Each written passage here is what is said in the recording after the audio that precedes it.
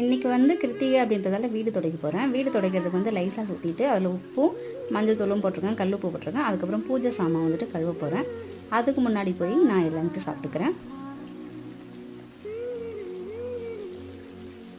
இன்றைக்கி வந்துட்டு நான் விளக்கு தேய்க்கிறதுக்கு வந்துட்டு லெமனு, அதுக்கப்புறம் விம் ஜெல்லு, கூடவே வந்துட்டு சபீனா, அப்புறமா தேங்காய் நார் இதை வச்சு தான் தேய்க்க போகிறேன். முதல்ல வந்துட்டு விம் ஜெல் போட்டு தேய்ச்சி, அதுக்கப்புறம் வந்து லெமன் போட்டு தேய்ச்சி, அதுக்கு மேலே சபீனா போட்டு தேய்ச்சா பல ஆகிடும். சாமிக்கு வந்து பிரசாதமாக வந்துட்டு பாதம் வச்சுக்கிறேன். விளக்கு ஏற்றுறதுக்கு இப்போது ரெடி பண்ணிக்கிட்டு இருக்கேன்.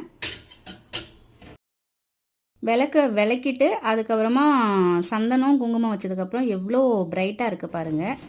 அதுக்கப்புறம் இன்றைக்கி வந்துட்டு கப் சாம்பிராணி போடுறேன். எப்படி போடுறேன்னு சொல்லி பார்த்தீங்கன்னா, ஒரு கற்பூரம் எடுத்துகிட்டு கப் சாம்பிராணியில் வச்சுட்டு அதை ஏற்றி எரிய விடுறேன்.